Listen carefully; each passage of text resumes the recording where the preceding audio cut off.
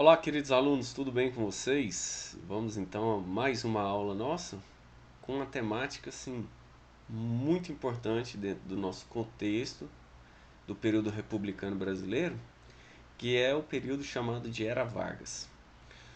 Devido ao assunto ser muito extenso, então eu vou estabelecer esse período da Era Vargas em dois momentos, tá? Lembrando aí que durante o momento em que o Vargas sobe ao poder com a Revolução de 1930, que eu chamo melhor de golpe de 1930, é, houve um período chamado de governo provisório, ocorrido de 1930 até 1934, depois de um período chamado de período constitucional, de 34 a 37, e o famoso Estado Novo, que é o período ditatorial de 37 a 1945, tá? Então nessa aula nós vamos ver os dois primeiros períodos, que é o período provisório e também o constitucional. E em uma outra aula nós abordaremos o chamado Estado Novo, tá bom?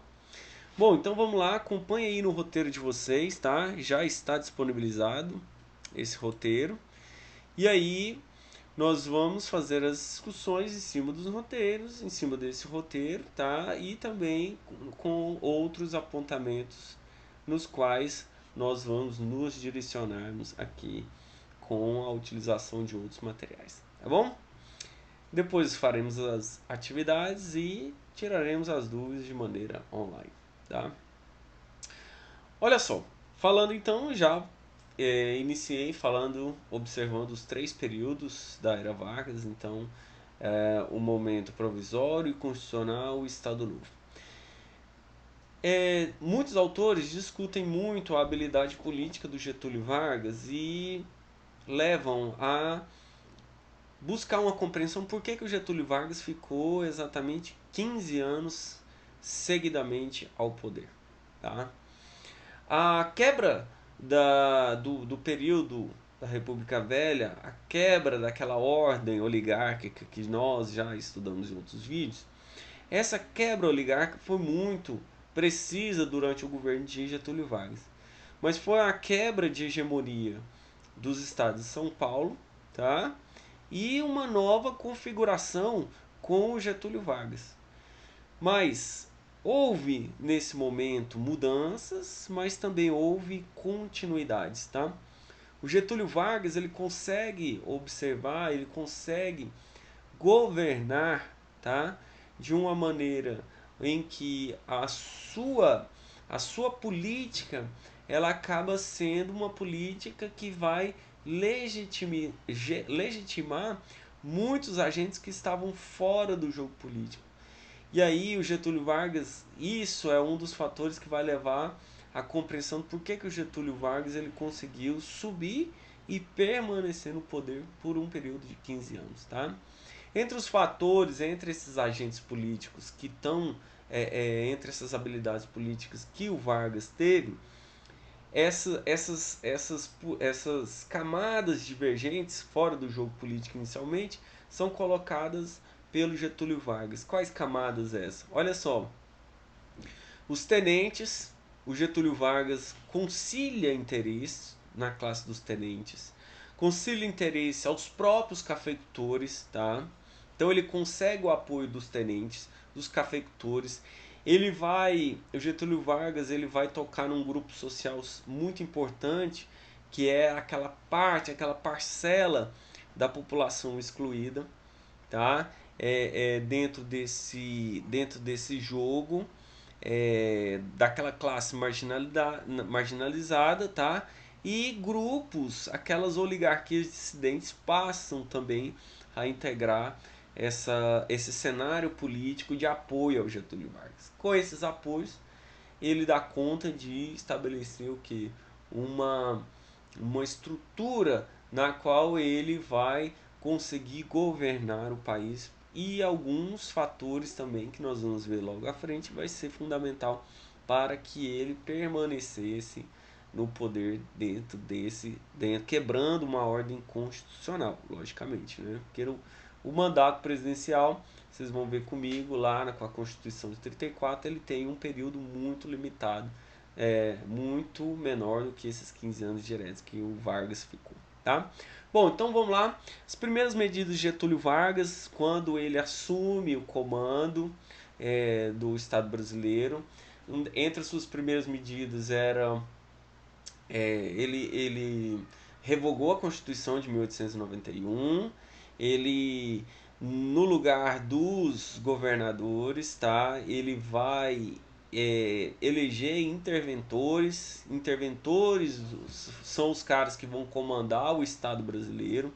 Então, a título de exemplo aqui, em Goiás nós tivemos um interventor chamado Pedro Ludovico Teixeira, o próprio que vai ser posteriormente responsável pela construção de Goiânia, tá? Então, e outros grupos oligarcas também lá em São Paulo, vai ser o João Ribeiro, que vai ser um pernambucano, que vai ser um interventor, vai ser inclusive motivo de conflito que vai levar os paulistas a iniciarem a Revolução Constitucionalista, que eu falo já já, tá? O que vai acontecer dentro dessas perspectivas? O Getúlio Vargas, nesses primeiros momentos, ele vai criar alguns mecanismos políticos que até então não existia, né? Como, por exemplo, o Ministério da Educação, Saúde, Trabalho, Indústria e Comércio, tá? Esses ministérios, tá? Educação e Saúde em uma pasta só, Trabalho, Indústria e Comércio serão as inovações que o Vargas vão trazer aqui dentro desse campo político, tá? E aí ele também vai ser responsável pela criação das leis trabalhistas, tá? Em 1932 ele vai estabelecer um código eleitoral com algumas mudanças já fundamentais e ele vai dar continuidade à política de valorização do café, tá? Criando em 1933 o Departamento Nacional de Café e o incentivo dentro da área industrial. E aí eu queria que vocês entendessem, tá, que é um incentivo nesse primeiro momento. A industrialização ela só vai vir em início da década de 40, tá? Quando já era Estado Novo. Não confunda isso. Industrialização efetiva, indústria de base, só no início da década de 40, tá? Bom, e aí o que acontece dentro desse quadro aqui, o que nós temos dentro desse quadro aqui, é que o Getúlio Vargas, de novembro de 1930 até julho de 1932, ele governou o país sem que houvesse o que? A composição de uma Constituição, tá? Isso desagradava muito a esse grupo, principalmente o grupo dos cafeitores paulistas, tá? Que foram prejudicados em seus interesses com a ascensão do Getúlio Vargas. E isso fez também com que os paulistas se engajassem num movimento chamado de Revolução Constitucionalista de 1932, tá? Essa Revolução Constitucionalista exigia do Getúlio Vargas a elaboração de uma Constituição, tá? E também a substituição do interventor paulista, tá? Do interventor de São Paulo, que era um pernambucano, por um paulista. E essa luta foi uma verdadeira guerra civil, ela deu início no dia 9 de julho de 1932. Essa luta entre o governo central comandado pelo Vargas e os paulistas vai acabar somente em outubro, tá? O Getúlio Vargas consegue sufocar o movimento constitucionalista de 1932, mas nós temos que observar, nós temos que ter em mente uma observação. E qual seria ela?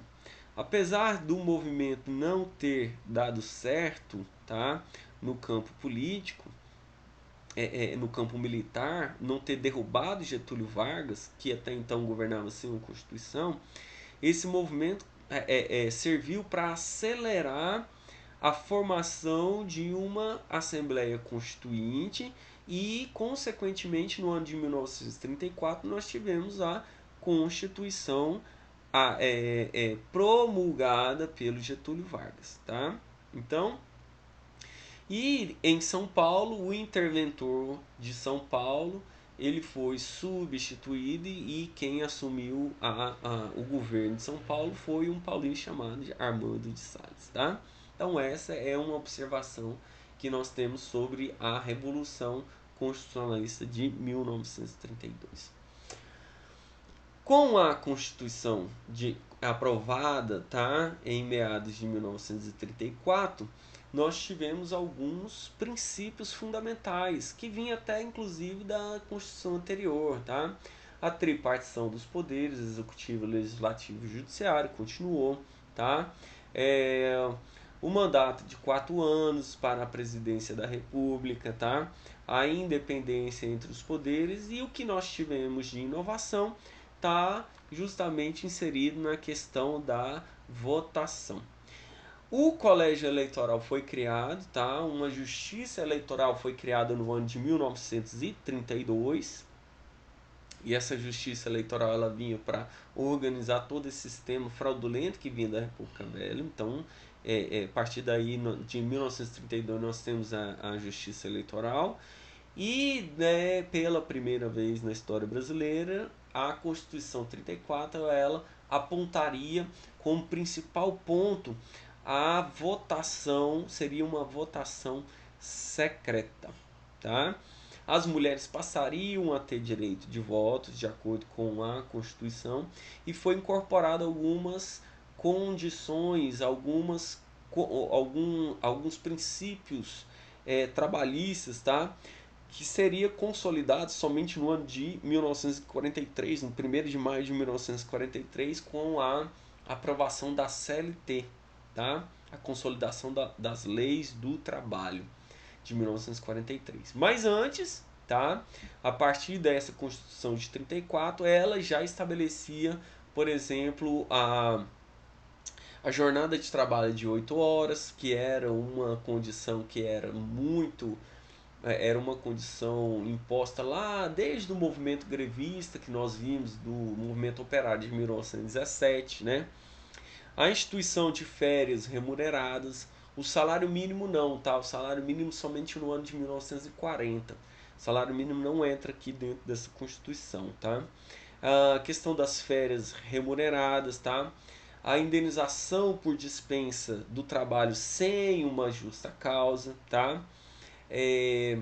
Também foi estabelecido dentro desse princípio constitucional aqui a regulamentação do trabalho infantil e feminino, já visto que não existia uma corporação de leis que protegesse tanto as mulheres quanto as crianças dentro do trabalho, então houve uma proteção desse trabalho feminino e infantil de acordo com a Constituição de 1934, tá? E por último aqui um dos apontamentos, tem mais, mas esse apontamento é importante, que é a instituição do ensino primário gratuito, tá? E esse ensino ele estabeleceria uma presença, uma frequência obrigatória das crianças. Então, assim, no início da década de 90, até mesmo para quem estuda a história do ensino, né, no campo pedagógico, a gente estuda muito isso, a história do ensino foi estabelecido como o ponto inicial, o manifesto das classes intelectuais, feito um manifesto no ano de 1932, tá? Querendo uma organização, uma base para que houvesse um ensino verdadeiro aqui no país. Somente em 32, então, essas discussões passaram a se estabelecer aqui no Brasil, tá? Bom, nesse governo constitucional, então, o que nós temos é o seguinte: a Constituição ela estabelecia que aquela eleição, a primeira eleição, a de 1934, ela seria de maneira indireta, ou seja, não teria participação da população. E quem acabou ganhando a eleição para a presidência foi o próprio Getúlio Vargas, então ele assume em 1934 como um presidente eleito de acordo e com baseado nesses princípios constitucionais. Nesse momento em que o Getúlio Vargas assume, em 1934, ele vai ter como oposição dois grupos políticos que vão entrar, né, que vão estar muito em vigor, que estarão muito em vigor aqui, justamente porque suas bases políticas era a Europa, que era o grupo chamado de AIB, Aliança Ação Integralista Brasileira, tá? Que ela era de base fascista. Isso era muito inspirado lá no fascismo italiano, tá? E o outro grupo era a ANL, que é a Aliança Nacional Libertadora, tá? A Aliança Nacional Libertadora tinha como expoente o comunismo do movimento inspirado no comunismo soviético, tá? E esses dois grupos, eles acabaram encontrando espaço e divulgaram suas ideias aqui. As principais ideias tinham seus símbolos, tá? E o símbolo, por exemplo, da IB era um somatório, tá? Ele tinha alguns lemas, Deus, Pátria e Família, que é muito em virtude da característica da IB aqui no Brasil, que era o fascismo, né? Que era o autoritarismo, o militarismo, tá? E esse cristianismo exacerbado desses grupos políticos mais fundamentalistas, tá? E do lado da ANL nós tínhamos a figura ancorada naqueles princípios mais comunitários, né? Tinha a ideia da suspensão da dívida externa, né? Da reforma agrária, da questão onde ele vai observar como principal base um governo popular. E esses grupos são grupos antagônicos ao Getúlio Vargas. Getúlio Vargas ele tem uma leve tendência a apoiar mais o integralismo, tá? Que é a A e B, tá? Nesses grupos que tá aí no roteiro de vocês, inclusive com alguns pontos com a explicação com as suas características, tá? Então, no ano de 1935, já durante o governo constitucional, o Getúlio Vargas ele vai enfrentar uma radicalização que foi o movimento da intentona comunista, tá?